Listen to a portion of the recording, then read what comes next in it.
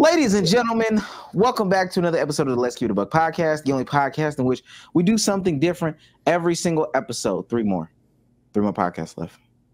Three more. To the dome. Listen, I got my guys here with me. Sage, how you doing today? 3 more until what? If I got 3 pods left, man, why do I keep coming back, bro? But I don't know. I shouldn't have. First time in a long time. I'm okay. For now, I guess. I don't know how much time I have here left, so I just want to express that I loved you all, love the basketball content. Furthermore, in terms of the TSO verse, which I guess I'm gonna have to fully own now, so I'm gonna go ahead and promote that. Binged One Piece for the One Piece fans. Binged the out of that, watched 100 episodes. I'm at episode 100, sorry. Then tonight at 10, I want to say 9:30, but probably 10. We're going on NCAA. We gotta hoop. No anime stream tonight until the latter half. Sorry, weebs. But then outside of that, you know, shit's gonna be good. I also found out that I'm stupid. I was late today, but it was honestly the dumbest shit ever. I thought my cord broke. Nope, lens cap. Lens cap was on the camera the whole time, the whole fucking time. So I'm like, what the fuck is going on, bro? I'm from 7:40 to 8 o'clock. I could not figure the shit out. Lens cap. So there that is. Are they doing basketball too? College basketball, or are they just doing football for now? They're just doing football for now. They'll never do basketball. Oh, because EA doesn't. My bad. I'm tripping. Yeah. B-Sos, how you doing today? I'm doing good, man. Doing great. I'm on a 3-day streak of working out, man. Looking to keep it up tomorrow. Yes, sir. Love yes, sir. that. Love that. I'm sore as fuck right now, though. But That's fine, brother. Just do something every day. 5 minutes. I know that's yes, right. sir. Something every day. Yeah. You might tell too. Damo, how you doing today? Doing great, doing good. Been a cool little day. Had a doctor's appointment with my girl earlier. Checking on the new baby. So everything cool. All right. Omar, how you doing today, man? I got another one on the way, man. Congratulations again. I'm doing good. Get you a 9 to 5, man. Swear to God, I get paid to do nothing. So, listen, man. If you're new to this, you want to be true to this, make sure that join button, make sure that like button, make sure that subscribe button, make sure you tell a friend to tell a friend to tell a friend. I went out this weekend trying to flex my Let's Keep It a Buck muscle. It did not work. First time in a long time. Just a restaurant. Tried to finesse, a little free meal. Did not work. So how was your tone? Did you say, "Do you know who I am," or was you just like? Did you go to Horizon's restaurant? Low key. I was like, man, it would be nice to get a free, and I had the shirt on. Oh my God. Type shit. It just did not work. But yeah. So you got to use your word of mouth. It's not working hard enough. As much as we have to market, I'm not gonna lie, you guys have to market 2 times harder. And if you're an audio listener, leave a 5-star review. B-Sos, you got a 5-star review? I do have a 5-star review. This is from Ben Kiragu. Found y'all through YouTube Reels back in 2022. Some of the most creative ways blending comedy, sports, and personality. It's been great to see the different ways. Y'all have grown, whether it's Sage getting to 100K recently or Damo starting his live stream, and Diesels and Omar bringing greed insight in different topics. Crazy. P.S. I have transitioned to an audio listener, and boy, does Damo's mic be flogging eardrums. Is that what they said? Yes, bro. The P.S. at the bottom, man. Hey, I promise you, it's over with. I'm telling you, last 2 pods where this is the case. This no guy. This ain't. We ain't joking. Last 2 pods, this is the Damo's audio issue. I swear to God. With that being, I told you, I be thinking on dick. Niggas be thinking I be on dick. I'm trying to tell. Anyway, y'all evil, bro. This is what we get for cheaping out on them, man. Yeah, done bought 50. It's not for Skip though, right? Like, what you mean? It's not. Listen, without further ado, let's get into the pod.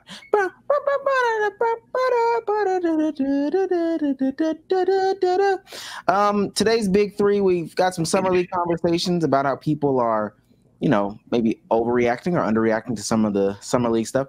We've got the Knicks. They're robbing these players blind, potentially. We're going to be grading every team's free agent. But first, breaking news. This kind of just developed right before we went live. Skip Bayless is leaving Undisputed. And I won't back. Well, he did. He did back down. The only person who did not know, genuinely. This is, I'm just reading some of the reports. After 8 years, Skip Bayless is leaving the Undisputed. This is from the New York Post. It is an end of the era at FS1. Skip Bayless is leaving his role as co-host of Undisputed at the network after 8 years. The Post has learned his final show will be later this summer. I do have some people who theorized and speculated the recent droppage in views. You know, you see Stephen A. Smith asking for 25 mil.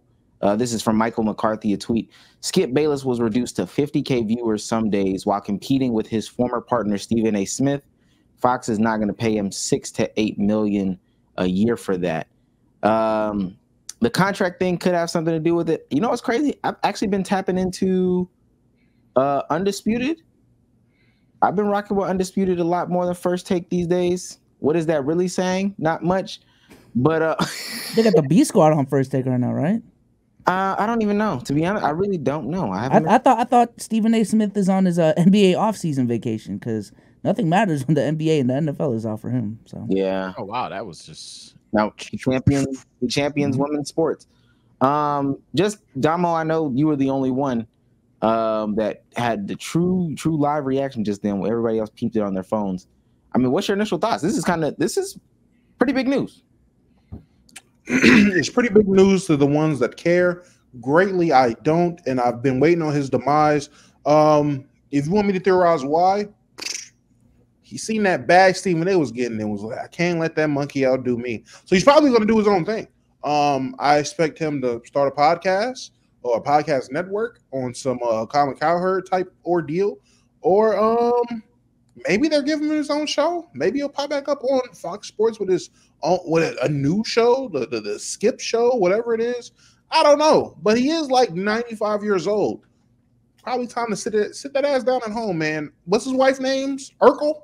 Ernestine? Eugene? Ernestine? Jeez. I'm not mentioning the wife's name. It was something nerdy. Ernestine? Man, that's so far from Urkel. Yeah, go sit down with Ernestine in your a million pairs of Jordans and enjoy the rest of your life, gang. Like lead us for the young men in their 50s and 60s. I'm not even. That's right. I fully understood what you said, but Lord knows if I start to take off, well, I don't care, man. But for me, I mean, you know what? Unironically, I do somewhat care. It's just a matter of like, so like you didn't just leave earlier. For me, I think it's just a matter of too late. I think Undisputed, when Skip and Shannon Undisputed was no longer having Shannon Sharp, right then and there, you had one or two things. Massive rebrand or just stop going on television. You already had your podcast, everything good to go. I think funny enough, Skip Bayless probably going to double down on the podcast shit. I don't think he's just retiring.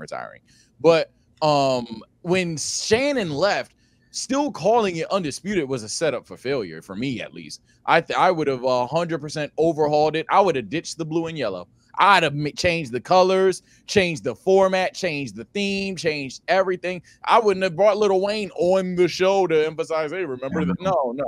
No nostalgia, no nothing. You got a massive overhaul of that because you lost Skip and Shannon, my nigga. So I think this was just a matter of when, not if. I'm not surprised about it. That's the only reason I say somewhat care, because at the end of the day, man, I understand he's been a very controversial guy throughout his career, but Skip has been pretty prominent, especially when we were like kids and shit, or teenagers, and very impressionable in terms of like watching what he says and the LeBron hate, all the other stuff. It is crazy to imagine that he's not on TV anymore, but I haven't been watching him for a while, so it's nothing like going to change my life. Before B Souls goes, I just want to give this. Skip Bayless does have the Skip Bayless Show on YouTube, 160,000 subscribers. He's been doing this for about 2 years now. Last few episodes, 4 days ago, something about Team USA, 828 views. Oh, wow. Yeah. Another video about Shador Sanders and the Cowboys. I'm just kind of going off thumbnail. 612 views. Skip Bayless, Jerry Jones clip. Dak Prescott 732 views. There's another Dak Prescott video that got 6.1K. There's another one 2.7K. The Lakers are no longer desired NBA destination, got 23K. But then there was a Skip says Bronny may have a bigger clutch gene than LeBron with 1.8K views. If that kind of gives you an understanding as to what's going on. Oh, that just backed up everything I was about to say. Because I was thinking, everyone's saying he's going to go independent, which he probably is. But my next point to that is, I truly don't think people are even going to watch, even if he goes independent. And the numbers Omar just brought up kind of back that point. Like, even if Skip Bayless starts his own podcast, I think the bigger problems with Skip Bayless and why Undisputed fail is not necessarily a Fox thing or like a legacy media thing. I think more specifically, it has to do with Skip Bayless and his lack of adjustments, his lack of evolution as an entertainer in sports media over the last decade.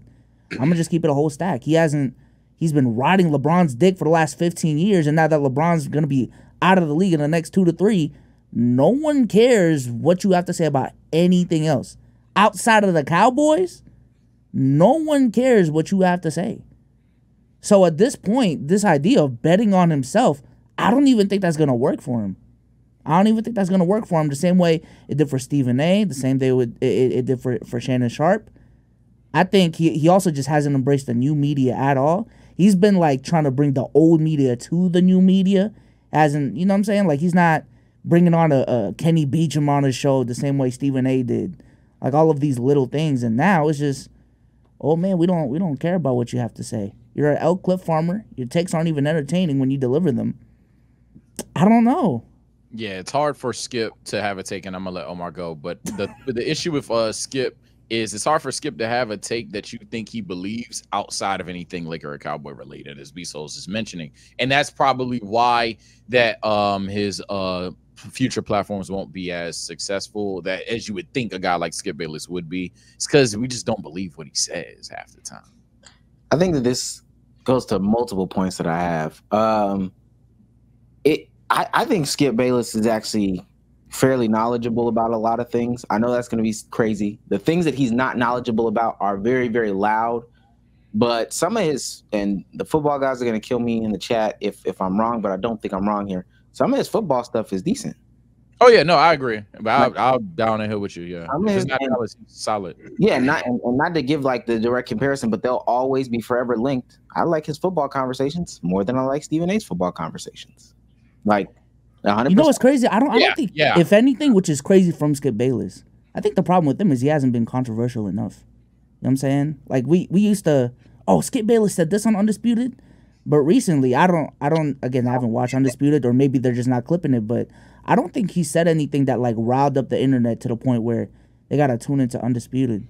One of the more recent things he said was, and I think I know what Dom was going to say, one of the more recent things that he said, though, was he got into Caitlin Clark for essentially not having that dog in her. I think his WNBA stuff has been way better than First Takes. And this is, of course, sans like Monica McNutt and Andrea Carter, but their conversations are much better in the WNBA space. I think he has like some decent conversations. I just think, kind of like Don was saying, your time is, we're done with you, old man. Like it's truly over. I know everybody talks about going the independent route, like Bezos said, but the independent route is hard. His audience is not on the independent route. It's just not the case. I actually like some of Undisputed's new stuff. Like I know that sounds so crazy. It's not football season though, so maybe that's like, but I fuck with some of Undisputed's new stuff. It's just the simple fact that your time has truly passed you. I'm gonna go ahead. I was just gonna say, I feel like him doing his own thing, like a podcast, would free. I mean, and I'm not saying he doesn't have the creative liberties to say this stuff on air, but it's just a certain, especially when it comes to these old media guys, is this perception of being on air and what's allowed to be said on air versus having your own platform like a podcast where it's known to be unfiltered. Like it's a thing that people look at that as a place to be unfiltered or more, I guess, candid would be the word I'm looking for in that situation of speaking how he wants to speak. Yeah, he hasn't said anything controversial or undisputed, but if he goes on the Skip podcast, Skip can sit there and talk about how he honestly, true to God, feels about anything. And to think that that wouldn't raise an eyebrow or catch a clip, I don't know. I don't think those days are over for Skip to where he can't rile up the internet with some dumb shit he says. I just think the concept of Undisputed got tarnished once Shannon left. People seen how good Shannon was doing on ESPN, and they was pitted against each other. And then the decisions they made to bring on the people they brought on to talk about topics they talked about. You're bringing football guys on to talk about young basketball players. Makes no sense. So the brand Undisputed got tarnished more so than motherfuckers caring about Skip. Yes, I agree. Niggas do not give a fuck what Skip got to say when it's coming from Undisputed. But if he goes on his own podcast and gets to being open about shit that was going on Undisputed, that's gonna pop. If he starts talking about old relationships with old co-hosts, I feel like that shit will pop. Just shit that he would not generally talk about on a TV show. The reason why I don't think that matters is because the people that go to watch him, his normal audience, don't care about that stuff. And the people that have interest in that stuff kind of don't want to hear from Skip Bayless. Like, if we're talking about, black people like drama or whatever, and I am stereotyping, black people love drama. Shannon Sharp has the drama, so they would rather go to him. And he's painted as a villain to a lot of people. They don't care about him. Like, I think on that first podcast or stream, people will tune in because it's, the first episode, like with anything. But after that, how many of those people are actually going to return to hear what Skip Bayless has to say about current sports topics? That's where I'm. Yeah, he for the most part definitely struggled to rebrand, as you mentioned earlier, B-Souls, and I think that's what's going to be necessary. Because I agree with Damo somewhat in the sense of when he finally is off Undisputed, the numbers you read, I'm not going to say are irrelevant. That's insane. You might even say at this point he should be better off making a new channel. But I do think those numbers will go up, certainly. Like, for the people that are like, where can I watch Skip? He'll probably say it on Undisputed, make a couple tweets about it. I think that I think he'll gain some traffic. So I don't think he's at the floor that he's at the ceiling that he's at right now. I don't think that's the case. However, I don't think it'll be a massive boom either. It'd be very, very dependent on how much he will either A, rebrand, or B, get controversial. But the issue is with the latter, is, and B-Souls, it kind of answers your question from earlier. I don't think you can one-up being controversial about LeBron for 20 years. I think he picked simultaneously the most double-edged sword thing to triple down on with hate takes. We all know about being this hate or raunchy-ass screamer even in the sense of trying to one-up yourself. However, he picked a guy that he can slander for 2 decades. Fair enough, bravo, like fantastic. That's good. He picked the right guy.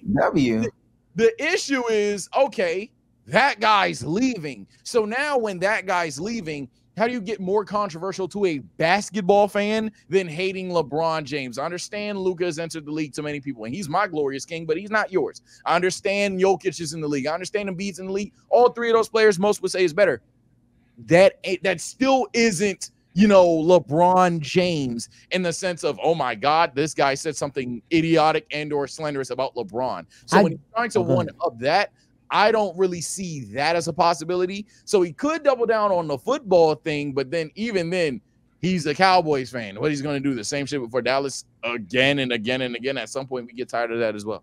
To one up is crazy, but in terms of making controversial takes, is going to rile people up. I mean, look at Gil's Arena. He could have been the dude like hating on Jason Tatum these last playoffs. He could have been the guy pulling off these xenophobic ass takes against Jokic. If that's, you know what I'm saying? He has the benefit of being a player, though. So, because he's a player, he can say certain shit about people, and people are like, ooh, okay, well, Gilbert Arenas said it. There's no reason for, if Skip Bayless says some shit about, I'm taking a ring over the money. Nobody cares if Skip says that because he didn't play. Plus, no, but I'm talking about before Omar goes, even in his own network, Nick Wright. I think Nick Wright was very known throughout this past season of being the Celtics hater, and that was a real big draw to him, in terms of maybe even hate watching him in terms of Nick Wright said this dumbass shit about the Celtics. Let me tune in and prove him wrong, and let me see what the next dumb shit he has to say. That used to be an appeal that Skip Bayless used to have. It's, oh my God, I seen this clip that he says this dumbass shit. Let me tune into his show to say what more dumbass shit he has to say, or is he gonna stand on business on what he said? I don't even think Skip Bayless has that appeal anymore. I thought Nick Wright was the LeBron fan turned, okay, let me just talk about other shit so people know I'm not an idiot. But go ahead, Omar. No. I mean, but also he is a journalist. Like, so I like Gilbert Arenas being an ignorant player, disgruntled player, like that's the angle. Him just like diving head deep into I'm the hater journalist. That is, I don't think that's the path. Ultimately, and let me ask y'all this. Damo, you okay? Yeah, my fault. Yeah, what's up? Any chance he comes back to ESPN? I think the door's open. I would leave a door open for that to happen. I wouldn't be surprised. Why wouldn't he?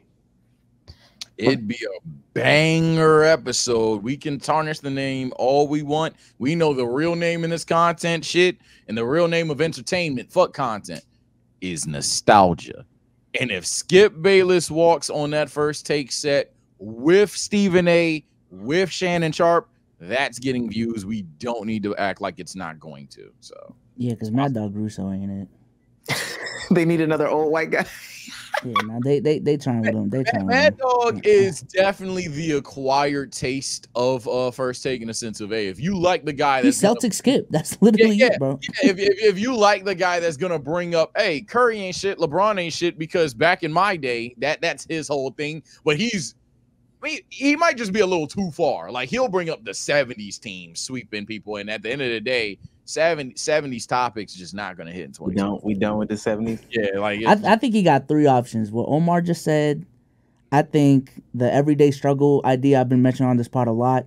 Get another player and really debate type shit. Be the contrarian. And number three, hey man, right wing grift your way into the fucking stardom. I don't know, bro. Like, I don't know. And that's the thing. I think I don't even think any of that's him. I think him just being a feature guest, small time columnist, like he is 72, and truly, like, you can look at it, and I know a lot of people are gonna say the direct comparison. Oh yeah, Stephen A. Smith is making all this money. Da da da da. Stephen A. Smith works like a dog, gang. And I think that we forget that oftentimes, and FS1 doesn't even have the option to work like a dog. So it's about what you can get off of this one show. I don't see him. There is a world, a sick world where, like, and I ain't gonna lie, ESPN will be back on the top. Not undisputed, First Take with Skip Bayless, Shannon Sharp, and Stephen A. Smith. That's literally where all the money goes. Right after that, Pat McAfee, and then everybody else is just new guys on the block. I think that would be fantastic, but I don't see this. I don't see a 72-year-old man. I mean, like, working like a dog for getting the money that he gonna ask for. I say that. Oh, well, and you know it's great. I don't even know what he's necessarily asking for, because the conversation would be, okay, you want X amount of dollars, but 3 years, 150. You only no trade. No trade. No trade. Now, trade me to the maximum. That's it. I can't go to Pat. I will say this. At first, I asked for 3 years, 150. They didn't give it to me. When they gave it to me, 3 years, now 150. No trade. Now it's interesting. So 150, no trade. That's all I asked. No trade. That's what I was talking about. Artists out of chemistry, trust. I will say this too, though. Another interesting wrinkle. The NBA did just make a new deal, and the NFL has a new deal coming up in a couple of years. Yeah, give me what A got. give me what Chuck got. Yeah. Chuck is out. Chuck said he's done, because Chuck said he's straight retiring. Okay, they need a new deal. TNT, they said that they was gonna still do some sports stuff. Turner, again, all these new networks that the NBA just signed with. I just want reassurance, man. 4 years, 212. It's some opportunities out there. It is some opportunities out there. I don't know if he wants to work like a slave. Before we move off this, though, I do want to say thank you to Skip Bayless. Skip Bayless is like the sole reason that a lot of these channels existed.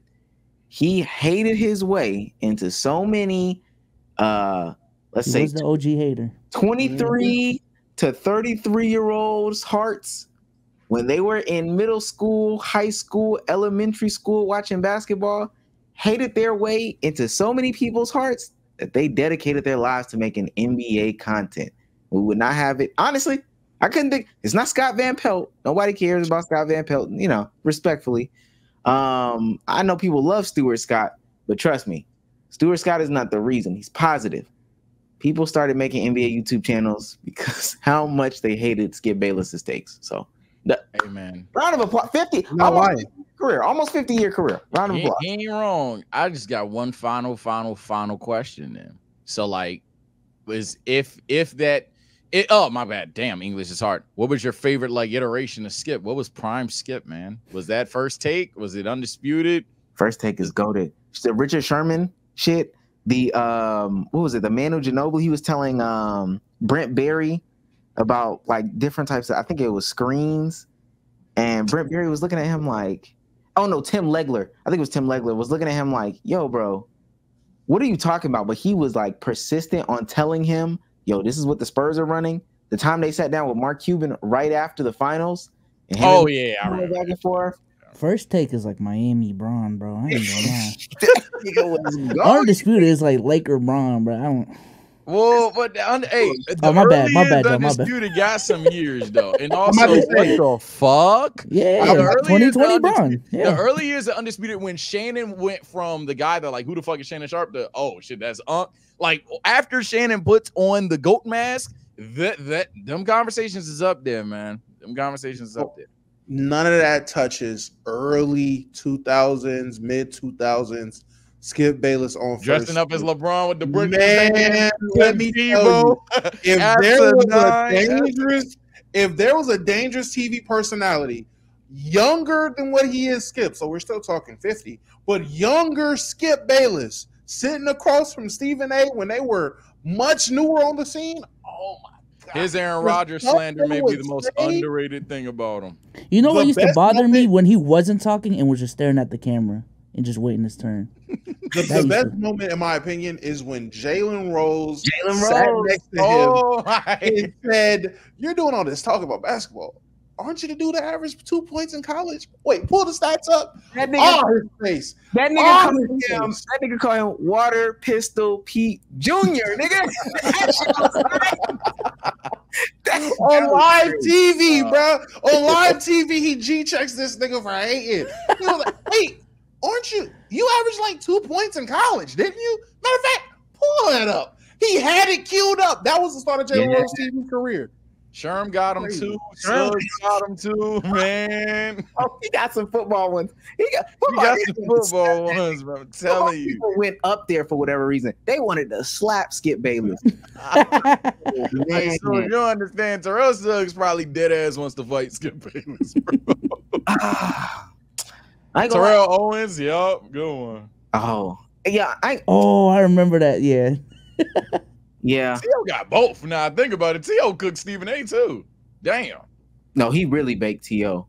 T.O. was the Max one, right? Where he was like, I think. Yeah, he was like a Max blacker than you. Which was, I still think is out of pocket, but damn. Super out of pocket, but definitely not untrue because no one sat there and said he was lying afterwards. Because Max went up there. First of all, Max got quiet as fuck. Max got the most unfair resume.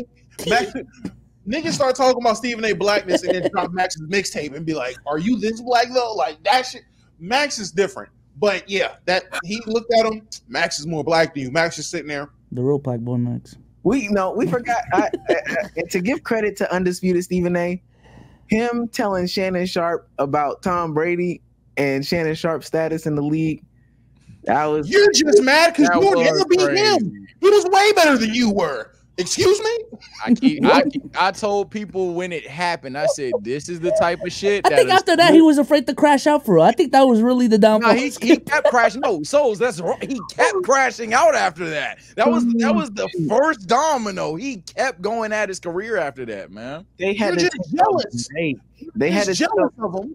they took a break the next day, bro. That's insane, Glaze, bro. Yeah. Oh my God, bro. Yeah, Tom Brady and Aaron Rodgers of Skip Bayless' most underrated discourse of his career. That boy will slander the shit out of A-Rod, and I think he likes Brady more than he hates LeBron. Maybe that's a hot take of the week. That man, yeah. Edward Patrick Brady, whatever the fuck you be saying.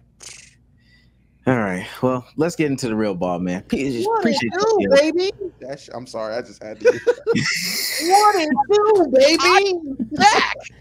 What it do, baby? It's my turn. You always I am gonna miss my turn. I am gonna miss my turn. That's a fact. Oh man, appreciate you, Skip, man. And he made Undisputed. All right, look, hot take or hot ass. This is the first one. We're gonna grade every lottery picks aura. This is from somebody named Colin Butterlicorn, the Colin Dunks. Again, this is by their aura. Ricochet has a D. Sar has a C minus. Reed Shepard has a B plus. Stephon Castle has an A minus. Ron Holland has a B minus. Let's go to Zach Edey has a B plus. Mates has a C minus. And Bud Carrington has an A. I don't. Bud Carrington. Zach Edey got aura. He has an A. That makes sense though. Bud is like that. Zach Edey B plus. That's just Zach Edey got aura. I don't know what we about to do. Man, Zach Edey was my guy before I even knew his presence when he was on the court. So you got to be aura. Stop.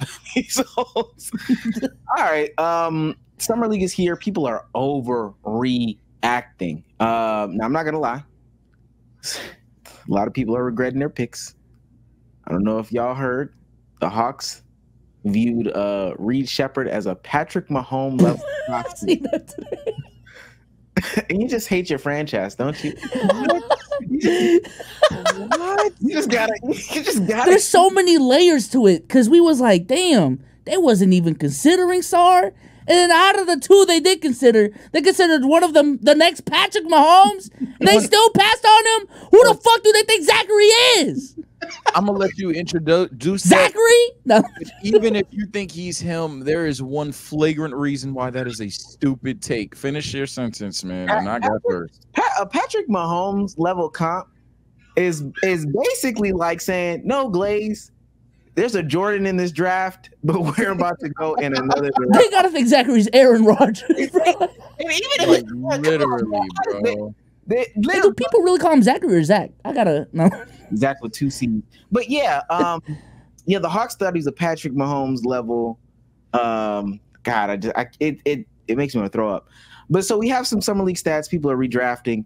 Zachary Ricochet and Alex Sar's combined games, summer league so far, 49 points. This is both of them. 35% from the field, 23% from the three, 21 rebounds, 10 assists, 1 steal, 8 blocks.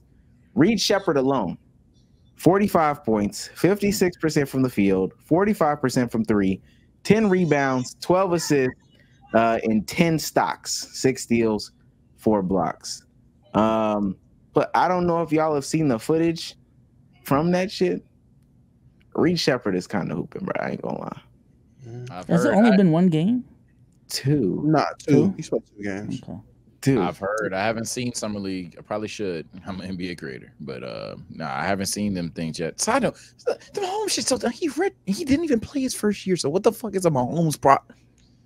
Whatever. Next. Lefty hook is good off glass. That's impressive, Mark. There's 4 quick points. Well, I assume we're going to go with the left-hand dribble first. He's trying to work on that play. Jersit skip pass to the corner. That is a slick dime.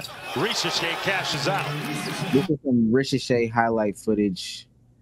And Ricochet looks good. I will say, especially that first game. I think that first game, he went pretty bananas. I'm not gonna lie. Alex Sarr has been underwhelming for a lot of people. I heard that people like who y'all got over Sarr, which I don't think I'm too concerned about considering the defensive impact. I'm just hoping to be very straightforward. I'm hoping it's not another, and granted, we don't even know what this guy is going to become, but I hope it's not another Evan Mobley situation where it's like, all right, man, you gotta learn how to put that ball in that basket. But I already think Alexander Sarr has already been shown to be a really good defender. I did see that one, John. Damo, what's your analysis on at least Sarr right now? Sarr, young big, learning in the NBA. I haven't been deterred from what I've seen. Like Say said, the defensive impact is there. I know he was a project on offense. I'm not underwhelmed by him.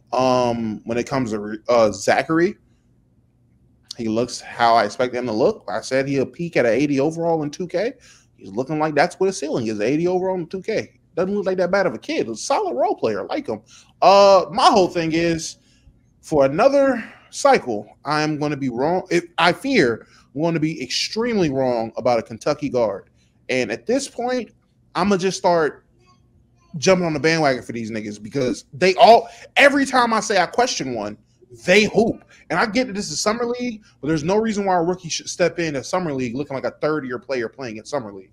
He looks like the best young player on the Rocket Summer League team, and they got talent. They got a Hawk over there, a former Hawk over there, but they got talent over there. Shit's crazy. And he looks head and shoulders better than a lot of them. He looks head and shoulders better than Cam Whitmore. And everybody knew about the glaze that was going on with Cam Whitmore last year. He looked better than people on the roster. Look crazy. Oh, on the roster now.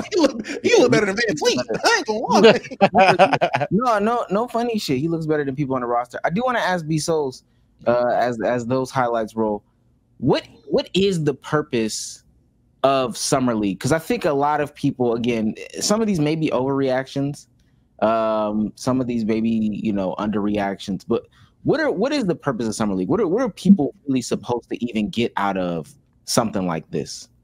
For players or for fans? I think for players, it's a transitionary period into the league. No, for fans, really. For fans, I mean, it's the first look of the new draft prospects in the league.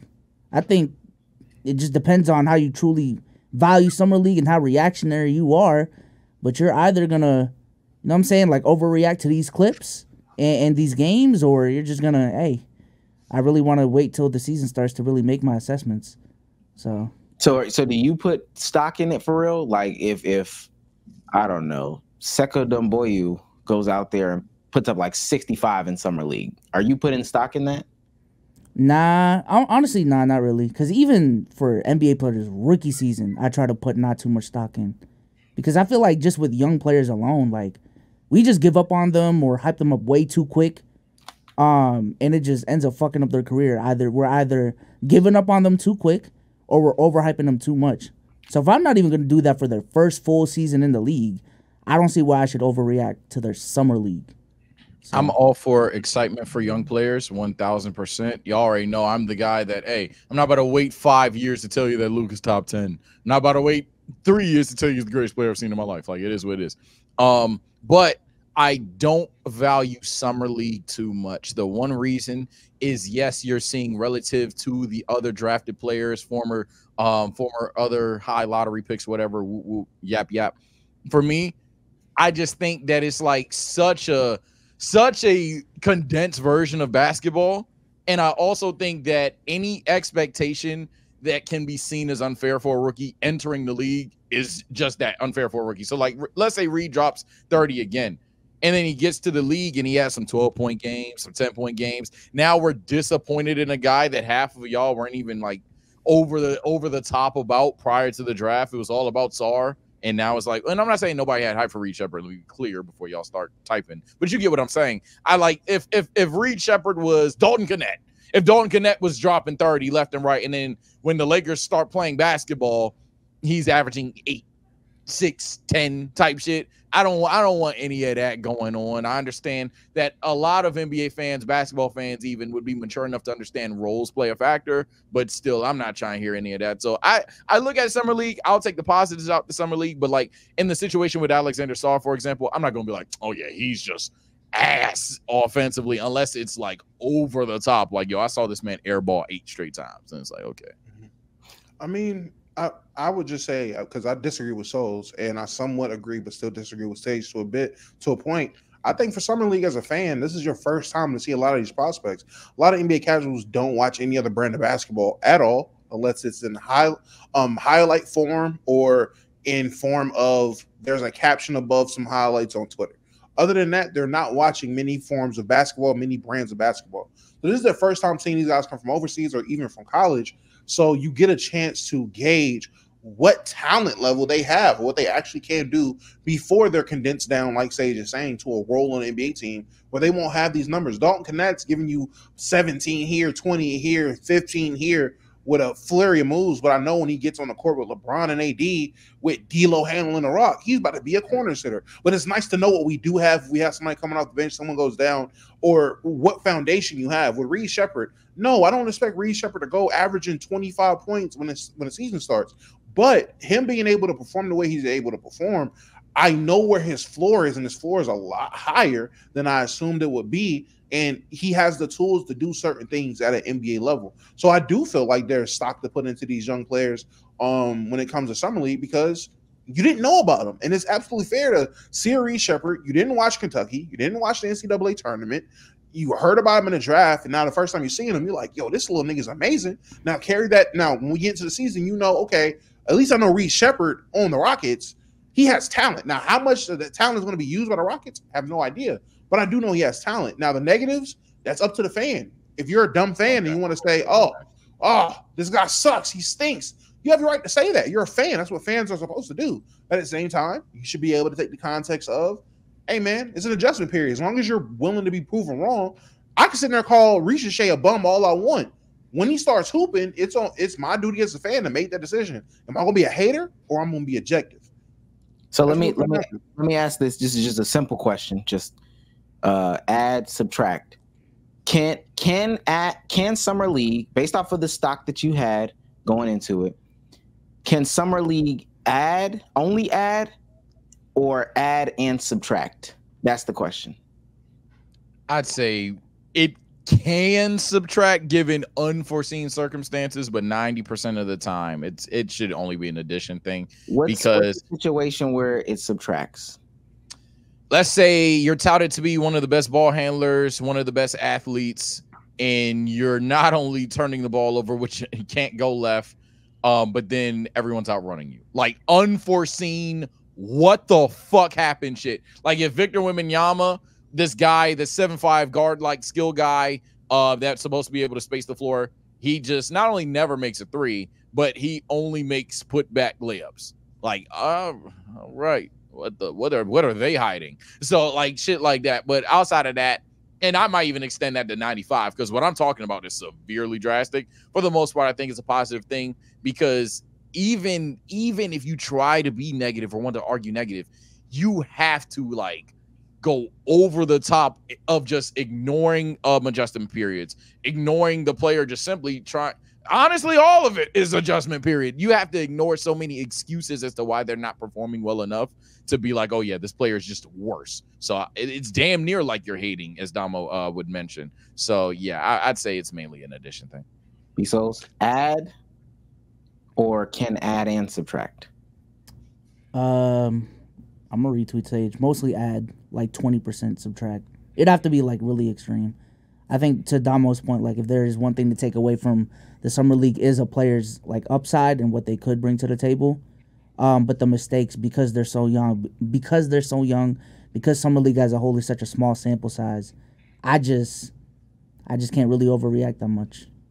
Damo, I got a different one for you. So a lot of people have issue with the fact that because Summer League can really only add, just based off of the little consensus that we got up here, because of the time to prep and all that stuff, there are a lot of notable second-year guys who are not playing. Third-year guys who are not playing. Victor Wembanyama, which I think he has an obligation to the Olympics or whatever the case may be.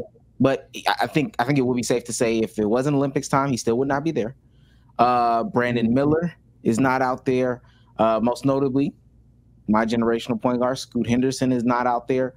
Do you think because of what Summer League can do for a player's stock that these guys should be forced to play in Summer League? One, I want to say Brandon Miller did play, by the way. I know he played like one game or a little bit, and then he's done though. He's done. Okay. I was gonna say add and subtract. I feel he can do both. And secondly, I thought Brandon Miller was on the team, the USA select team too. So that's probably why he wasn't as much a participant. But if he played, he played. I don't think they need to play though. I feel like if you're a proven second-year player, I mean, it's cool to play. I feel like it should be up to the team and the players to have that option. Summer League to a second-year player to me is nothing but guys showing how much their games have developed or just trying to stay active and participate with some of their potential new teammates. But other than that, I mean, Scoop blind ass should play. But Brandon Miller shouldn't play. He was approved.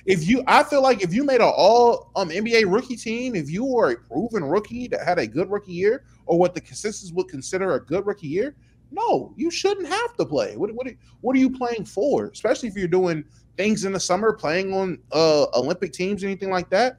That gives you a valid excuse to not play. But people who are bad second year, people who have bad rookie years and need to develop, Scoot, yeah, buddy, I think you should be playing. Keontae George, yeah, yo, inefficient ass should be out there still trying to get your shots up and get your shots in and keep playing. A good case of this would be Jabari Smith Jr. last year. He went in the summer league and showed everybody his offensive bag has developed. I have a problem with that. I have a problem with that. I have a problem with what? So my thing is, and Jabari Smith may be maybe a tad bit different, but I still think he fits in line. If your organization and if your franchise has already bought into you for at least the foreseeable future for the next couple of years, I think that spot should be reserved for guys to be making an NBA roster. I don't think that there would be any question about Scoot Henderson being on the Portland Trailblazers roster. They've already decided to spend a third pick overall on him. So it's pretty clear that he's going to be on the team year 2. But if he's going to take a spot from a guy that we need to see more out of, or who's on a two-way, or you know what, we want to fill up the big position and we just need to get him out here, let's go ahead and do that. We could also be satisfied with his development out there. I don't think it would do any good, because I think that last year, if I'm not mistaken, Jabari Smith went out there and shot up damn near all the balls, facilitated some, but shot up all the balls. That's cool. There's a guy who desperately needed an opportunity to showcase what he had and didn't get that opportunity because Jabari was shooting up all the balls. But I think at the same time, you could argue that you stay loyal to the guy that you did draft. So, like, for example, if Scoot Henderson hasn't shown enough to where it's like, oh, yeah, he's generational. Or he doesn't need to be generational, but, oh, yeah, bright future, point guard of the future, whatever. I think there's on the same coin, different side, you could argue, hey, Scoot Henderson is our guy. We need to show Scoot that, hey, we're willing to take time with him. We're willing to be patient. We don't give a fuck about no media. We don't give a fuck about fan appeal, nothing. Scoot's our guy. So what we're going to do is we're going to place you in a league where everyone is around your age group for the most part and or talent level for the most part. And we're going to work on the mistakes that they're making, how you can capitalize on those mistakes, and therefore make yourself a better player, while also giving you a little bit less competition. Just get your confidence back up even. I know that sounds Mickey, but again, we forget that these people are human. But if you've already seen Scoop versus, because I would say this level is like G League adjacent, right? Mm-hmm. You've seen him against G League / G League adjacent level of talent. His issue is with the big boys, right? What does this really do? Now, if he wants to come out there and showcase his movement shooting or spot up shooting, I mean, I guess, but if he's going to be doing the same thing he was doing on the Ignite versus the Ignite level of talent, what is that? What does that do but take a spot from another guy?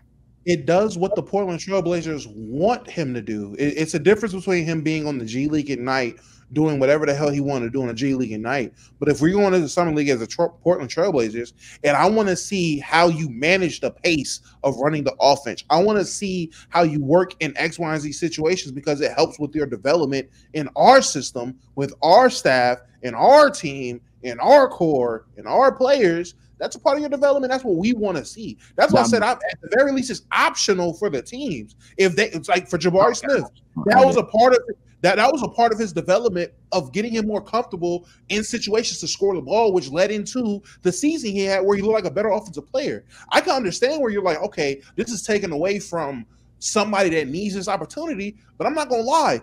The Kings got 2 G League teams. there's other teams where you can go and get a spot and try to get the opportunity. I get that that's a spot, but at the same time, the Rockets had, well, at that time they had 1,000 wows and picks, and they have a finite amount of people that were even going to make the roster because they're going to be drafting 7 deep in the next 8 drafts, whatever it is. They're going to have a ton of spots. There's going to be reserved for picks. If last year they decided, nah, we want to use Jabari Smith's development to put him on a court with Amin Thompson and whatever other young Cam Whitmore, whoever it was, and this is going to help his development, that's going to help their development. Same thing with Jeremy Sochan last year, playing point guard reps for the Spurs. In retrospect, everyone looks at that like, oh man, Pop's out here trolling. No, what's the best way to get somebody that has a point forward ceiling or has that type of potential outside of running practice drills? Hell, we're not trying to win anyway. Let's develop on the fly. Let's put you in real game situations. But they did that during the season as opposed to Jabari. And mind you, I think Amin got hurt like game 1.5. So I don't. And we also know about the Trailblazers organization. Sure, he ran wild. Scoop would run wild with the G League Ignite. The Trailblazers gonna have you running wild anyway. So I don't really see too much of a difference in what he would have. Do you have a problem with Cam Whitmore on the team this season, or is this just like a Jabari Smith specific issue? Is Cam Whitmore solidified on the Rockets roster? Yes, pretty much. Yeah. Y'all would think so? Yeah. I mean, what do you mean? Do we think so? He has a guaranteed contract with him. Yeah. I mean, he can't be. He has a spot compared to everybody on that roster. Yeah, he has a solidified spot next year. One, yes, it's still applicable, but 2, get your black ass off there. But yeah, no, it would still be applicable.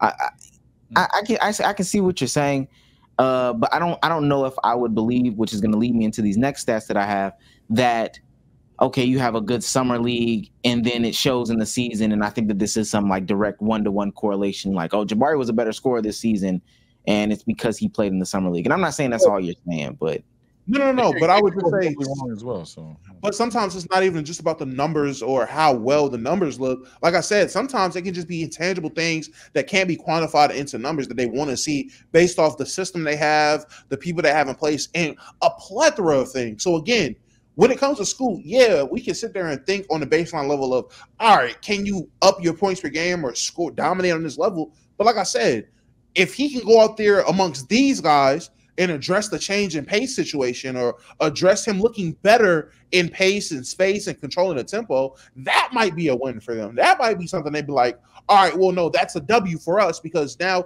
we're seeing the development in game. And I mean, we can sit here and say, yeah, you can bring in G League guys and run organized games in practice, but with Summer League, there's a difference. There's a crowd. It's on national TV. More people are seeing it. You're going to deal with social media. It's more like what you're going to be dealing with in the regular season versus what we can give you in practice. So it's more developing on the fly, in my opinion. Yeah, it's subjective. It's again, at the end of the day, what your team's doing. I don't think that anybody's going to necessarily fare better. I have these players here that producer Cruz accumulated. Players with bad summer leagues but good careers. Trae Young, his summer league, 15 points, 5 assists, 4 turnovers on 30, 27, and 75. Came into the first half of his season and was still putting up them garbage-ass numbers, but then the second half of his rookie season turned it around and ended up being Trae Young. Karl Anthony Towns, 12 points, 7 boards, 3 turnovers, 5 fouls, 38% from the field. Franz Wagner averaged 8 points per game in the summer league. Good summer league, relatively bad career. Josh Selby was co-MVP with Damian Lillard in 2012, averaging 2.2 points. He only played 2 seasons. That's unfair. That's it's the facts. I should say something to Cruz. The context there is like, hey, it's the facts. And then JV, although JV is still a very serviceable player in the NBA, et cetera, JV, Jonas Valanciunas, put up 19 and 10 en route to a summer league MVP, and today he is Jonas Valanciunas. Then you have some in between guys. 19 and 10 still. I mean, yeah, but not MVP trajectory. Josh Hart, that whole Lakers team. Davion Mitchell won the summer league MVP, and he's Davion Mitchell here. What I took away from all this, and Blake Griffin and John Wall, the stat of the day, are the only 2 Number 1 overall picks to have won the Summer League MVP award, doing so in 2009 and 2010. Summer League is a crapshoot, no cap. Yeah, that's why I can only hold so much stock to it. Yeah, that's why I said 95.5 for the subtract part. I understand, but I'm not going to. In terms of like how their career is going to pan out too. Well, who in the bad player, bad career, good summer league category was a bad player? I mean, the guys you named, pretty good players. Josh Selby? Again, I mean, if you weren't outside, you weren't outside. Josh Selby was a hooper. He just had the unfortunate circumstances of being the backup guard to a Grizzlies Mike Conley. That's crazy. He was fighting for backup guard minutes. Then you get tired. Oh, no, Tyreke Evans didn't get there yet. Who was it that was there? OJ Mayo. We all know the story with Orange Juice Mayonnaise. He couldn't keep the starting spot or stay off the weed, so he ended up taking up bench guard minutes. My guy Josh Selby got kicked off to the overseas leagues. Josh Selby's a hooper, though. Like, I ain't gonna lie. He's your favorite basketball player. Damo, they're all hoopers, gang. He was a 2nd round pick. It's a Bronny a hooper. Like, come on, hey man, chat. Shout out to everybody that know about Josh Selby, man. Josh Shelby's a hooper, man. He had a 2-year NBA career. Like, what are we talking about? Josh Selby was a hooper, man. Rashard McCants was a hooper too. Yeah, Rashard McCants. He was a hooper in college. He was a hooper. Shout out Carolina. He was hooping in Carolina, and you know, he got hold in the league. What happened? He just got hold in the league, just like Josh Selby. You'll be surprised how many black brothers get hold in the league. Just saying. Okay, Damo. I'm just saying. Damo Luther King. Is Rashard one of them? Rashard is one of them, yeah. Okay. Now, I'm not going to say it wasn't his fault that he got blackballed. A lot of these niggas do be their faults, but yeah.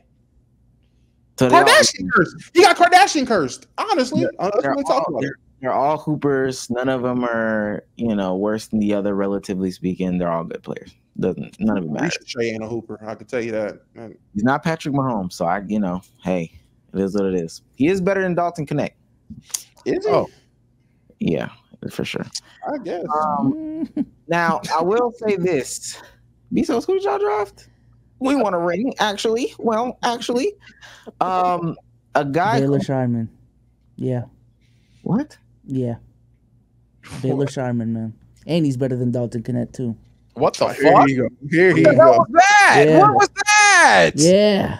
Why? Why did he do that? And Ricochet. No, I don't know about that. Yeah.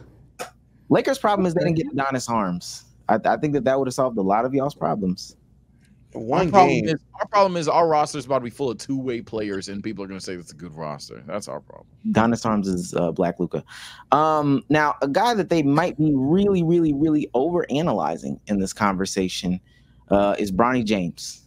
The Bronny James glaze has been abundant. We have not covered it a lot on this platform, but I don't know if y'all saw Ronaldson 2K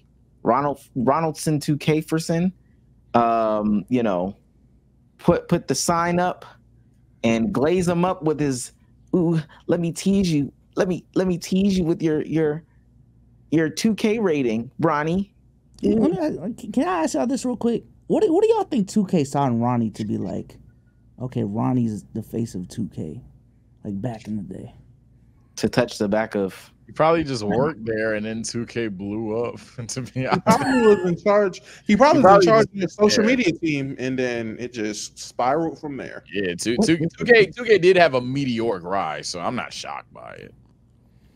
What is his position? Does he have a LinkedIn? Does he maintain now? I'm not gonna lie. Now his position is Ronnie 2K. Like he's just he's the Ronnie 2K position. To do with the amount of mentions he gets in hindsight. If anything, people should be tagging like Mike Wang and shit like that. Cruz, that is because that ass like if he had like hella charisma or like great on camera presence, I'd see it. But Ronnie 2K is a little awkward in front of a camera. That's all I'm saying. Like I don't know. Man. It's his full. I mean, his title on LinkedIn is face of 2K. I genuinely think he failed upwards. Like I think Ronnie 2K ended up in a situation he did not want to really be in. He just kind of fumbled his way into being the face of 2K. I'm telling you, the shit just blew up. I ain't gonna lie. It was like he was the whatever his job description is, because we really don't know what it is.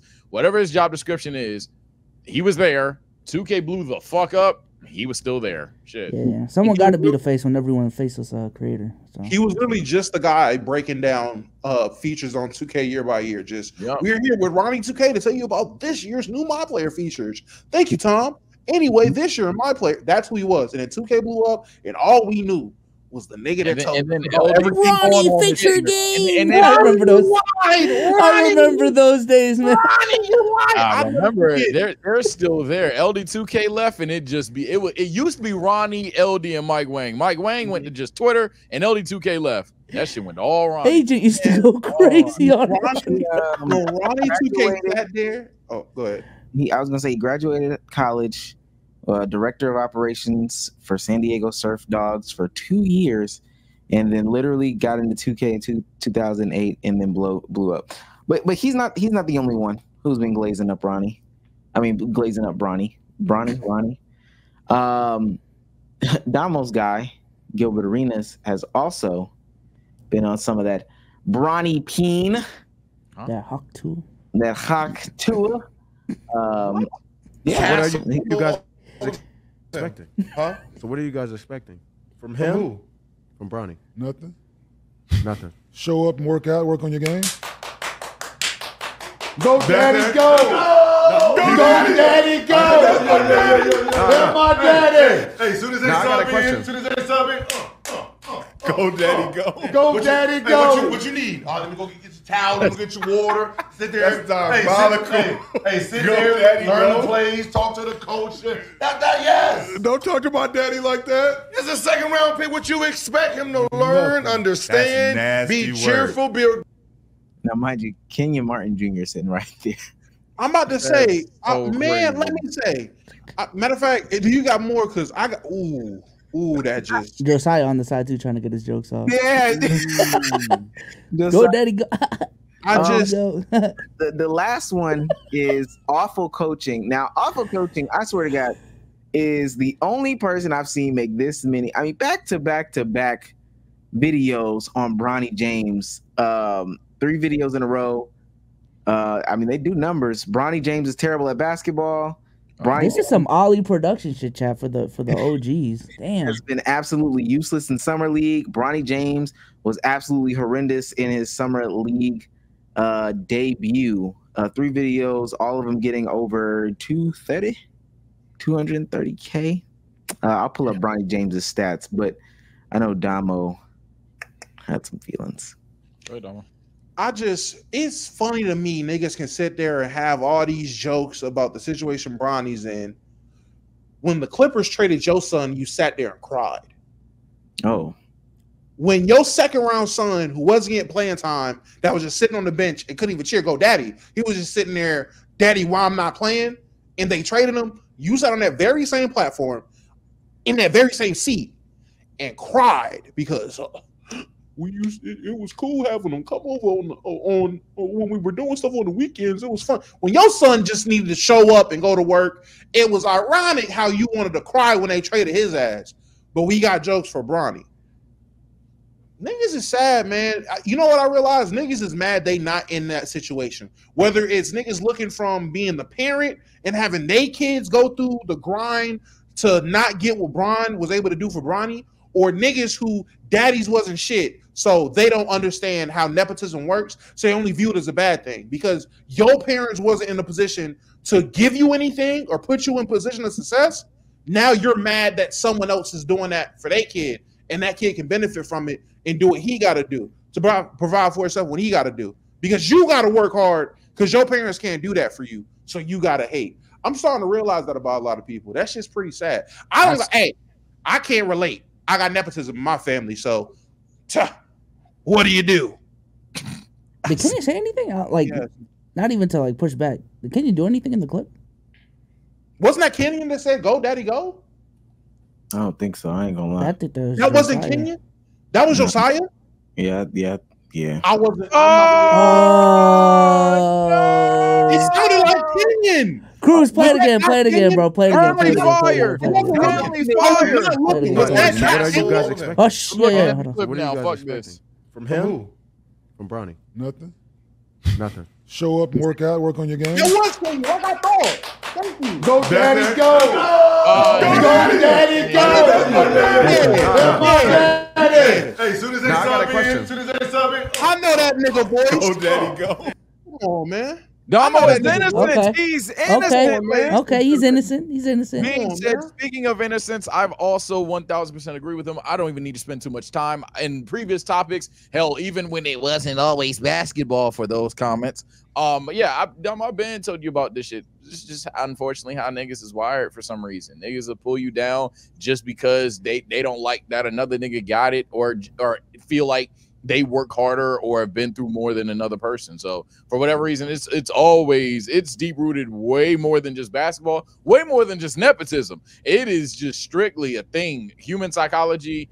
I don't know what the fuck it is. Niggas just hate seeing somebody else be in a position that they're not in and try to justify whatever case may be. In a situation with Bronny, just to make it very specific, yeah, no, any expectation on a 55th overall pick is literally nasty. The only reason we're talking about it is because it's Bronny James, which fair enough. I'm not going to act like fans can't be fans and therefore talk about what they want to talk about. However, I'm just asking that you all don't have these unfair, slanderous things for Bronny James for zero fucking reason. Because while it's fun to laugh at Thanasis all the time, at least we weren't, hey, how good is Thanasis fresh out the draft? You know what I mean? Like, at the end of the day, just keep the same energy and everything's cool. I'm not saying he's above slander, but my God, he is definitely above the slander he's getting right now. He literally hasn't done anything. Like, what the fuck? It was clip farming, man. That was elite clip farming. Just want to point out, this is in 2 games, but I have the total for all 3 games. First 2 games, 26 minutes, 3.5 points per game, 3.5 rebounds per game, 3 rebounds per game, 1.5 steals per game, 1.5 blocks per game, a turnover, 3 for 12 from the field, 0 for 4 from 3, and then 1 for 4 from the free throw line. I think in all 3 games, he has 15 points, 6 for 26 from the field, and 0 for 12 from 3. For any person, by the way, because I just peeped, I said Giannis, and then I looked down, and sure enough, someone already typed it. If Giannis is a bad example, because Giannis wasn't an MVP, nigga, anything like that, whether it's D-Wade's son, Melo's son, O'Neal's son, Kenya Martin's son, dog, don't be an idiot on purpose. Granted, you're correct, but don't be an idiot on purpose. You know what I mean. Those sound like GP2 numbers to me, and that's what I projected him to be, so... Stand for your guy, man. You know what, Sage and Damo, stand for Bezos. Come on. I'm standing for my guy. Niggas ask me all the time, how you feel about Bronny? How you feel about Bronny? I think he's Gary Payton II with a 3-ball. That's what he should be, at least. That's his ceiling. Like, that's all I said. That's what I keep saying. I'm going to keep saying that. I am expecting Thank you. I'm only expecting defense and hit an open shot. And so far, the defense has been relatively okay. Like, the defense, he has good moments. He has moments where he gets crossed. It's cool. He looks like a defender. The shot looks pretty broke. That's why you're going to be in the G League. Fine-tuning your shot for a year. That's it. But people are making it seem like he got drafted in the lottery and is legit taking a spot for somebody to deserve it. These same people can't tell you who was the 55th pick in the last 10 drafts. So what does it matter? Like, oh, he's taking relatively okay defense when that's the only thing you guys kind of crazy. I don't know. So, Bezos, do you want to take a look at the last 10 second rounds and see who was just relatively a shooter, relatively okay on defense? Looking around? I'm just saying, you projected him to be GP2, right? You said that. And I'm just saying, if his claim to fame is defense, and you saying this and everything else look broke as shit. I never did I say I said defense relatively okay. He's definitely had a lot of good moments. Not a bad looks. That's fine. But again, if his ceiling is GP2, what the fuck? I mean, goddamn. A couple of bad looks on defense in terms of him getting crossed and falling. Bad looks on the threes. He's been getting some. No. He's getting open shots. He's not calling for the ball. He's not aggressive on offense at all. He's like Lonzo Ball on offense, where it's just, I'm just here for the team, whatever they need me to do. defensively, he's engaged. He's sitting on niggas trying to cross. He's doing good on defense. His defense has been good. If we're about to be semantic-y about what the fuck I'm saying about his defense, his defense has been good. Don't say he's Lonzo Ball either, because Lonzo could at least pass the ball. On offense. Yeah. Keyword of what Damo said was the ceiling of GP2. The fucking ceiling. Thank you, Sage. On top of that, man, like I'm about to play the game instead of saying if, because at this point we about to say some nasty shit. We could go down to picks 56 because 55 is going to be the meaning of the game. We can do pick 56 or 54 even, let alone 55 for the last 10, 15, 20, 30 years. And I guarantee you these conversations are way different because we did not give a fuck. For some reason, we're just acting like Bronny's supposed to be him or some shit. I don't know. Summer League just don't matter. Summer League don't matter. Summer League don't matter. G League don't matter. I guess it can matter in the concept of getting you on an NBA roster, but then even then, how much your agent probably matters more. What matters is what you do on that NBA court, gang. They be having, if you ask these players, they be having 30-minute practices now. They got a guy, it's super political. None of this shit matters. And then once you get to the league, you're not gonna be dealing with defenders who don't know how to navigate screens. I'll say this just for negativity's sake. Well, not even just negativity's sake, just to be honest, because I'm a Laker fan. I ain't no Bron fan. Some of you niggas is buckets on your hats. If Bronny's ass, I don't want him taking over a roster spot for 4 straight years. If he ain't good, he ain't good. But facts, it is what it is. Right now, I'm expecting a potential two-way guy. The Lakers have had bad perimeter defense for a long time, and obviously, I don't think he'll have that impact this season. But even if he's just a solid point of attack defender next season, he warrants a roster spot in terms of just developing him a guy. The last, that don't even matter. Before we move on, let's get into hot takes of the week. B-Souls. You got some basketball or non-basketball? Let me go last. I was not prepared for this. Does anybody have a basketball hot take of the week? We can do basketball or non-basketball. No, if you don't have one that's basketball, that's fine. Are you trying to not have a non-basketball hot take of the week session? I really want y'all to have non-basketball hot takes of the week. Mine was just gonna be basketball. If you want non-basketball, then okay. You all will hate. Wait, skip it. If it's non-basketball, then we'll just wait because we got a little bit more basketball to cover, and then we can get to the non-ball. Okay, I got a non-ball one. I do have a basketball. I already got at least 2 non-basketball ones ready to go. Let's do it. All right, let me and B-Souls do our basketball ones, and then later on we'll get y'all's too. Okay. My basketball one, Matis Buzelis will be what people thought D Rose was going to be for Chicago. Oh my God! Don't say that. Finish the tape. Get the clip. Go ahead. I seen what I needed to see. Great guy. The problem is he's just not black. D Rose was really for the people. He was from 63rd or whatever set. Respectfully, don't I know you're tired. Yeah, or whatever set is crazy. Whatever he wants to street. Whatever set. He's retired, so But this is a Chicago-born. People don't talk about it like this. I know D Rose went #1, but Chicago-born guy went to Chicago schools, and then is now in the league, drafted by the Chicago Bulls. He's gonna hoop, man. He's got the offensive ability, defensive ability. He's got it. So if he brings not even if he brings a ring, I'm not gonna lie.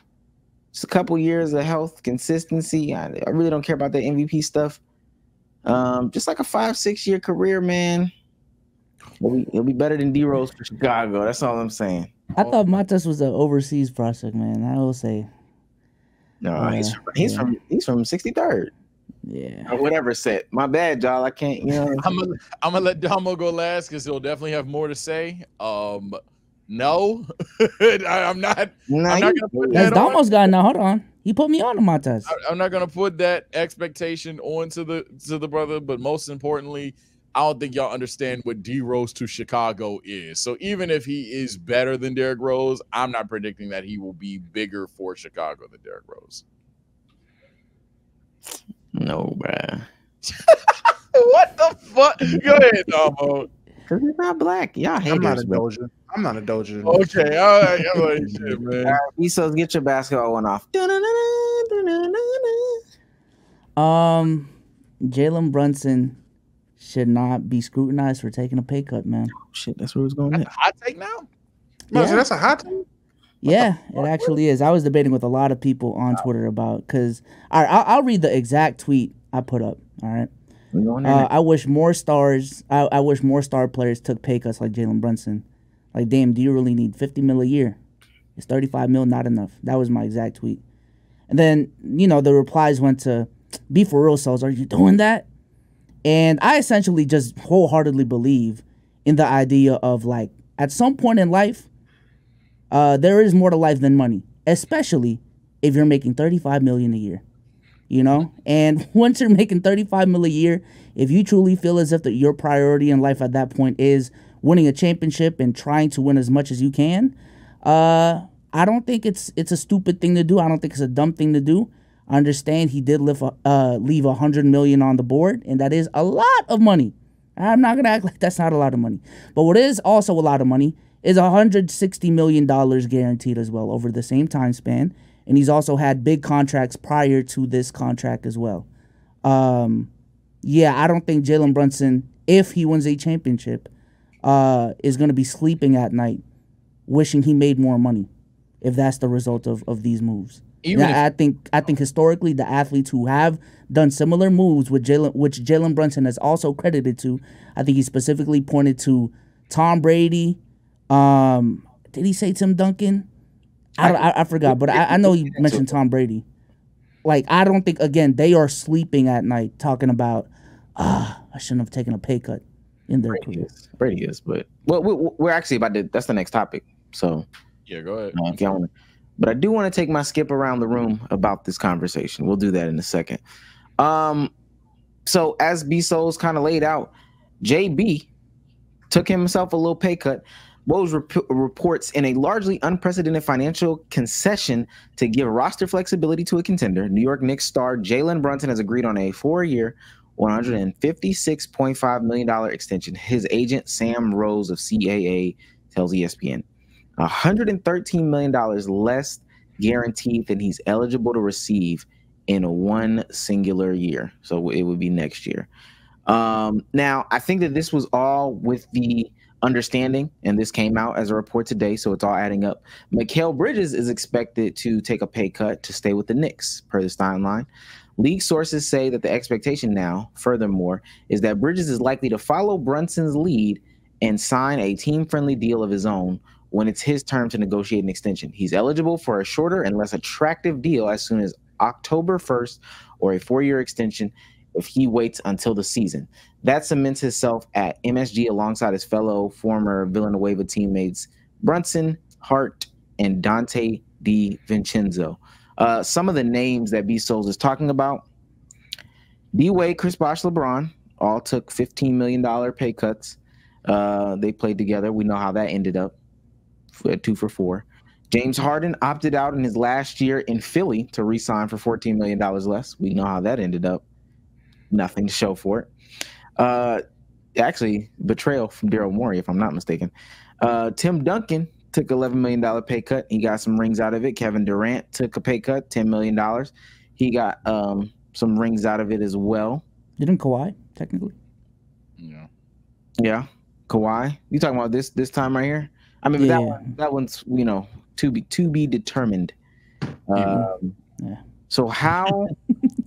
I mean, would y'all take a pay cut? I'm not taking a pay cut. So one, would I personally take a pay cut? It depends how much I love basketball in that universe. But right now, I mean, I don't have a deep love for playing basketball. I'm not that good at it, so I'd take the money. But that's kind of a spoiler to where my take is. I think society, let alone just NBA fans, are funny in two conversations specifically: talking about money and talking about how other people are supposed to live their life. I'm not gonna lie. It's one thing if you're mad at B Souls for how he worded his tweet, because that's an easily triggering tweet for people, without a shadow of a doubt. Oh, I'd take the money, I'd take the ring. That conversation's been had. However, anybody who's mad at Jalen Brunson for taking less money is just like the fuck are you mad about? You can disagree with it, but why are you upset, my nigga? What about that is triggering to you? You don't even know the premise of it. It could be that he loves basketball. It could be that he wants his other niggas to get paid. It could be that he wants to provide opportunity for other niggas that aren't on the team to get paid. You don't even know 100,000,000% why. Well, but before you go on Woj's article, he quoted Jalen Brunson saying he took the pay cut so that the Knicks can not pass the second apron. That's okay. One. And then two, I forgot, what was the other thing you mentioned? Listen. Keep going, my bad. I'll just bring it up again. Okay.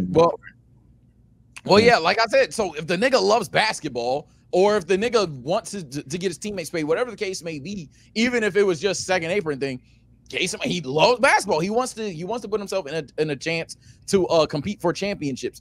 I don't think this is a thing where, okay, well, now you got to get it done, or that was a bad decision. Nigga, that's his life. If he wants to say when he's about to die, hey, man, I'll never forget, I gave it all I had to try to get a championship in New York, and I couldn't get it done. I guarantee you he can live with that. Now, obviously, if he doesn't get the championship, in hindsight, damn, bro, I could use 100 mil too. For sure.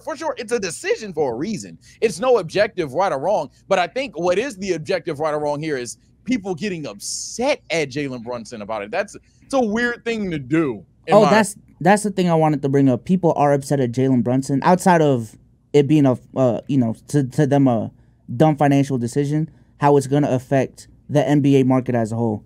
Because essentially what people are saying is Jalen Brunson, a guy who's qualified for a supermax taking this pay cut, is like, why the fuck are you giving billionaires a discount on you? You know what I'm saying? They're gonna take that to other players who would want a supermax and say, well, Jalen Brunson did this, so it's gonna fuck up supermaxes. And they're going to see people leave their team and sign elsewhere. That is a very irresponsible thing to do. That's why I love hearing you guys talk about shit like, again, it's how people live. And now let's get to the financial side of things. So you guys will be the same thing to argue billionaires. You're giving billionaires such evil people an opportunity, but then simultaneously y'all sit there. Paul George actually literally did do that. I'm about to say, but hold on though. But then simultaneously, you guys will sit there and want people to make this money to then call them evil. It is the most like, what the fuck are we talking about right now? Let the man live how he wants to live. And if a dumbass owner, probably racist, wants to be like, well, Jalen Brunson took, okay, I'm not Jalen Brunson, man. I want the dollars. I think them boys is tripping. I'm with Gil. I want the money. I don't give a fuck about that ring. I want to get paid. This is a career for me. No, you're not Jalen Brunson. Okay, the Lakers assign me. The Trailblazers assign me. The Hawks assign me. Somebody will pay me. Guaranteed, man. We've already had that conversation. I don't know if that's where I would disagree is I don't know if that's always guaranteed. And even if we want to believe that it's always guaranteed, rolling the dice is crazy. I think on this side we've seen that happen. At least I've seen it happen on like the creator side. Finding out why we can't get a deal is because there are people out there who are taking less money or deals and all that stuff, and we're trying to figure out why is this even the conversation, only to realize, oh my god, the reason why is because these other three people took this fucked up deal, and the other three people were bigger than us. Like, but this is my only I think it's a little bit different though, because in the creator sphere, like, people aren't just putting out their like rates for a specific brand deal publicly. Exactly. Like, at least with the NBA, you know what the salary cap is, you know what your actual max value is. With the creator shit, there's a little bit of like, I actually don't know how much I'm actually worth. So. But even with that conversation, because people can have conversation. If people are messing up the market, it can affect the rest of the market regardless.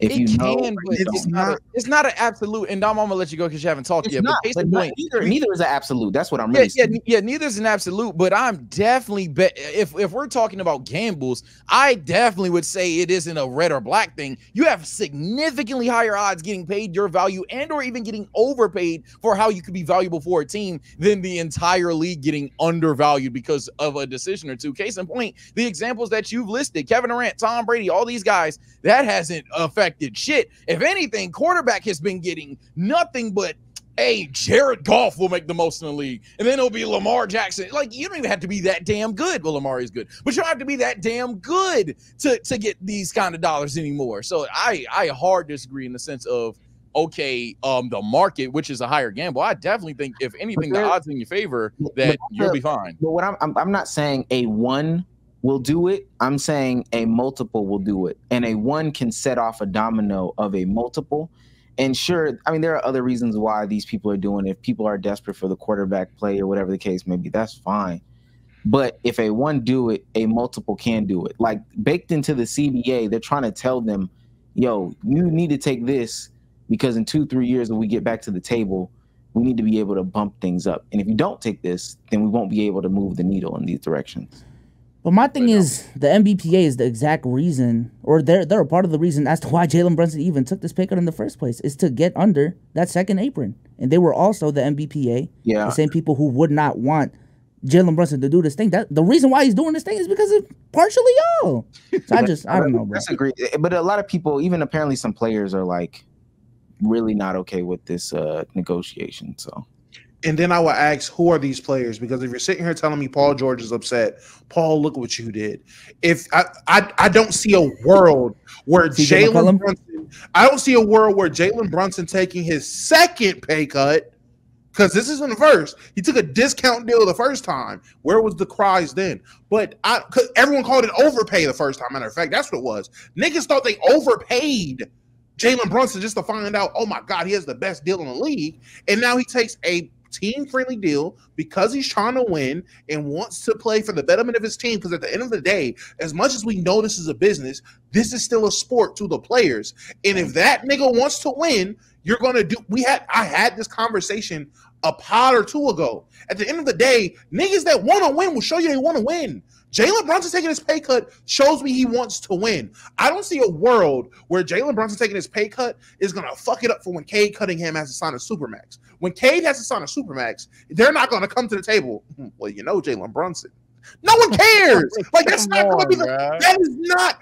If that happens, you have an L agent or you're Jaylen Brown representing yourself. There's no way they're going to talk these people into taking less money because Jalen Brunson did it. That's not going to happen. As Sage alluded to, the market will be the market, and there will always be people to break and set the market. The same way Jalen Brunson just signed for a discount deal, Tyrese Maxey has $202 million being Tyrese Maxey. I promise you more people are going to come to the table. Tyrese Maxey is getting paid $40 million compared to Jalen Brunson, who's bringing in hypothetically 32. Like, that's not. I don't think we're in that world. That's not the earth we're on. One, it is the market. The market doesn't only exist for the top of the line players. Okay, so that's not good for you though, because a player like Jaden McDaniels, for example, can get paid the dollars he gets, and a max guy will be like, "You're trying to underpay me because I don't have a Jalen Brunson brain, but J-Mac getting how much? But OG getting how much? Yeah, okay."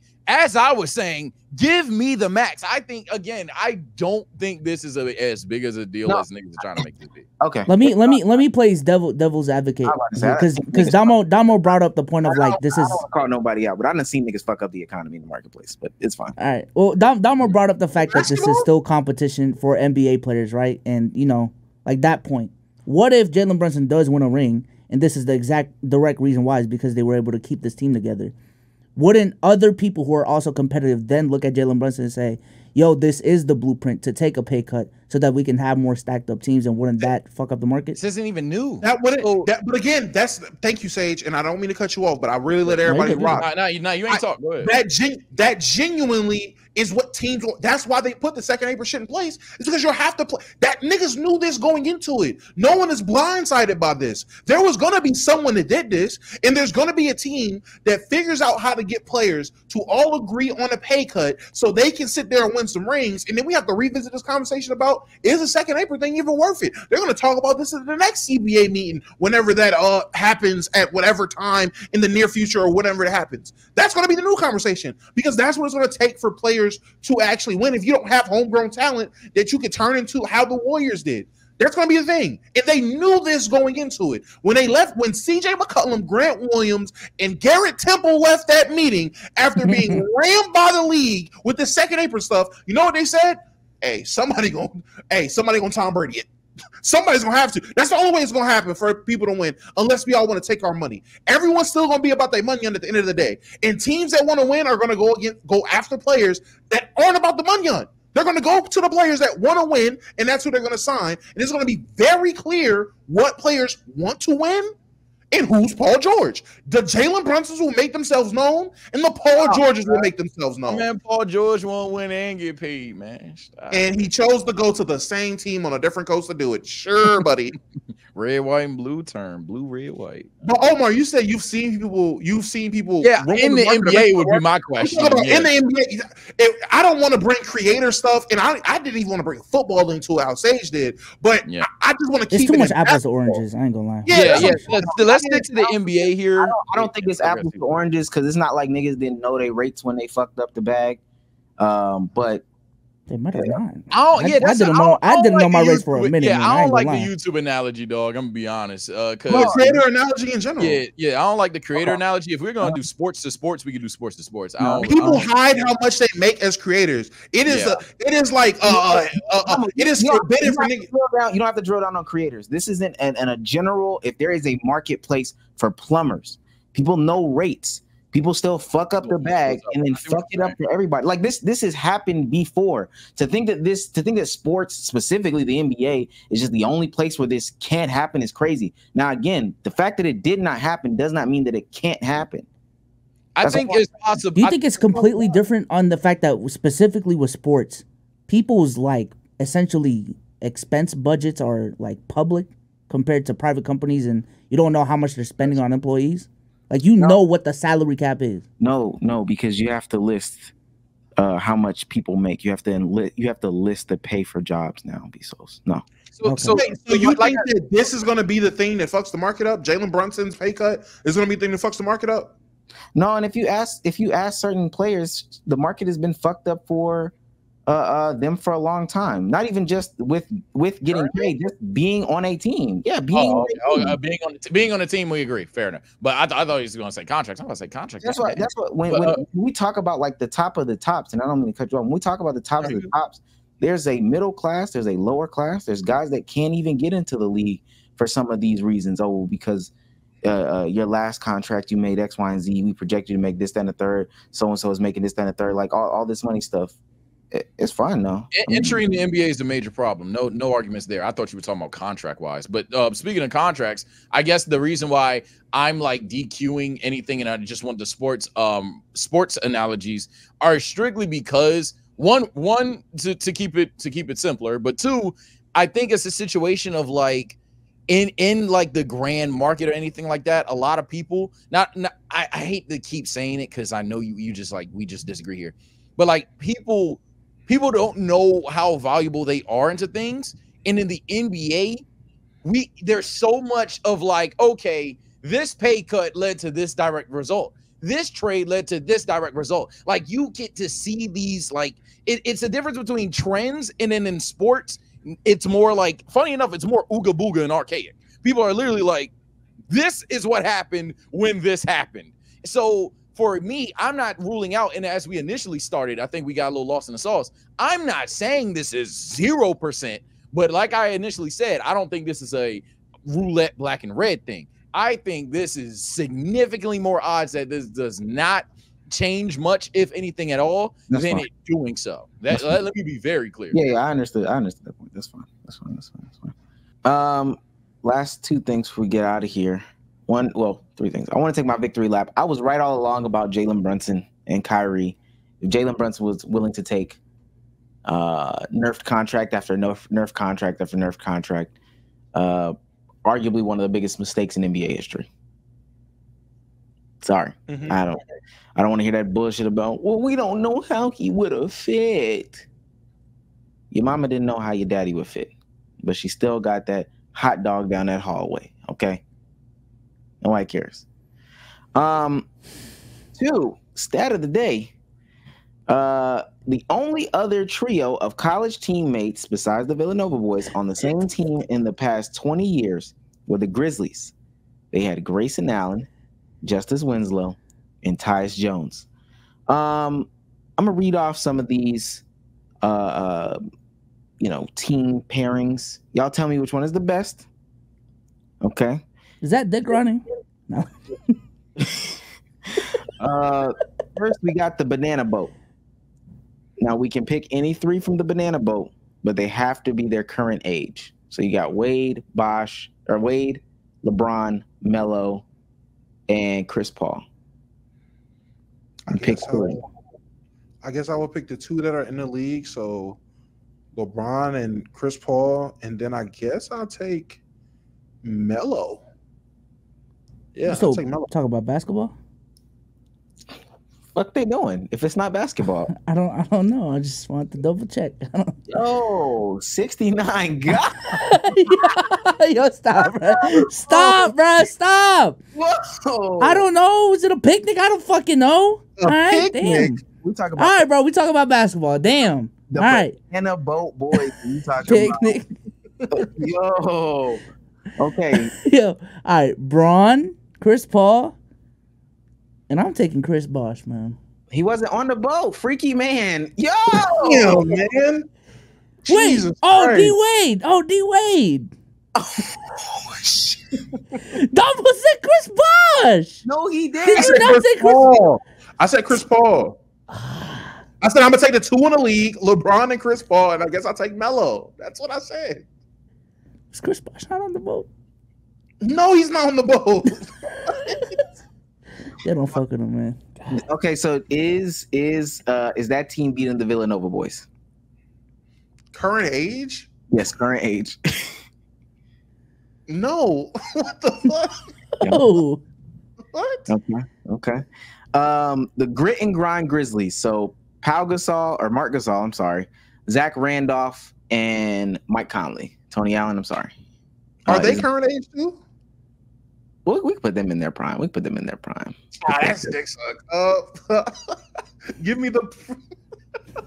I ain't gonna lie, man. Give me the prime grit and grind, man. Give me the Grizzlies. What's up? The Grizzlies as a whole, or just that big three? Just that big three. We do four because it's four Villanova boys. So Jalen Brunson, Josh Hart, Dante DiVincenzo, Mikal Bridges, and then on the other side you got Tony Allen, Mark Gasol, Zach Randolph, and Mike Conley. And they just running fours? Running fours.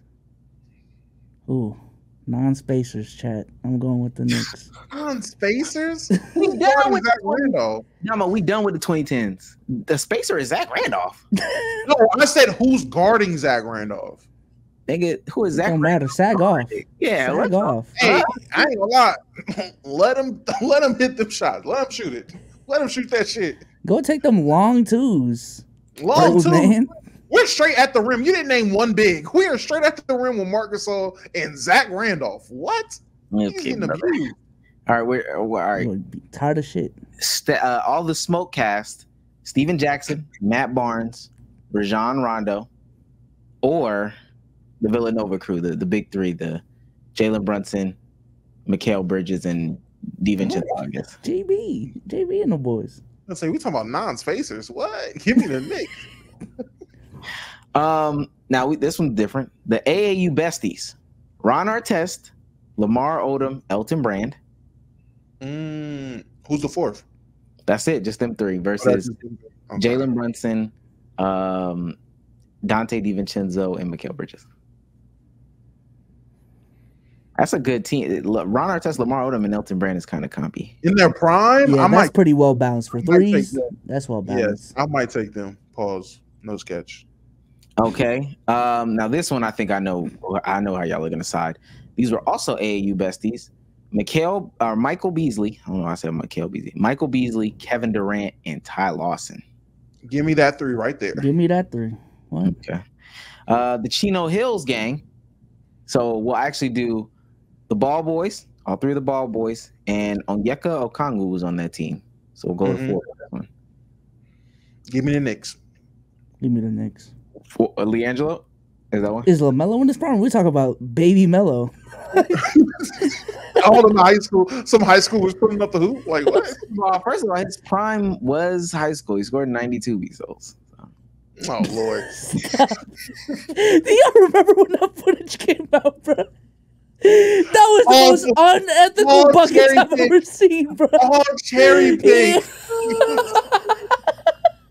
92 cherry pick layups. Oh my god. Oh my goodness. That was so bad. They should have never even let that shit go. They should not have put that out, bro. That was so wrong. I feel like I remember the tweets and I was like, whoa. And then when I saw the footage, I was like, this is not the same game. Yeah, he dropped 92 twice? What? I got a team to bring up. 2020 Montverde. Who's even on that team? That's Caden, though. I just wanted to say it, man. Caden who? Who's Caden? NM. Come on, bro. You don't know ball. Dumbo don't know ball, man. Dumbo don't know ball, man. That's Caden them, bro. Who's NM? It's Caden them. It's Caden them. Finish. Let me finish, please, for the love of God. Oh, Caden them. That's all TikTok. Oh, Caden them. No, they unironically asked that to Donovan Mitchell recently. And he said, that's Caden them, bro. Not even knowing the meme, bro. Okay, last one is Gil's Arena. So Gilbert Arenas, Brandon Jennings, Rashad McCants, and Kenyon Martin. And fuck it, there's a fifth Josiah. Lexi Brown, not too much. Lexi Brown is the sixth. No, but for real, Kenyon Martin, Gilbert Arenas, Brandon Jennings, and I don't think I said Gilbert Arenas, and then the Villanova 4. Gil has got a and Kenyon not enough of a paint presence to like just body Mikal. So I'm gonna give it to the Villanova boys, man. Low key. Brandon Jennings is tough though. Okay. I'm just saying, all right, the worst player on the other team is Rashad McCants, right? NBA wise, yeah. Yeah. Who's the worst player on Josh Hart? Yeah. Okay, I got New York. Yeah. I got New York. Damo, who you got? Damo? I got New York. Yeah. So fuck Rashad McCants, huh? Hooper. Damo. Hooper. That's your guy. A Hooper. It's not my guy. Oh, now he's not hooping. I didn't say that. I just said he's not my guy. Let's relax. Nah, that shit, fella. That shit, pal, man. That shit got UNC. Tario. Baby Blue. Sure. Ladies and gentlemen, this has been a great episode of the Let's Keep It a Buck podcast. The only podcast where we have 3 more left. Yeah. Damo, say goodbye to the people, man. All right, Chad is being around for a midnight snack, and we will be back. You don't gotta lean in. Just sit back. Sit back. It's gonna work. I promise you. I swear to God, it's gonna work. It's gonna work. Yo, DN number. I'm saying what. I'll be back in over 30 minutes to start my stream for the night. Goodbye, Chad, as I lean into my microphone. I'm the bad guy, but we getting reviews about it. Fine. Bezos, say goodbye to the people, man. Peace out, y'all. We'll see y'all on. What day is it? Is it Monday? Thursday? We'll see y'all on Thursday. Thank God.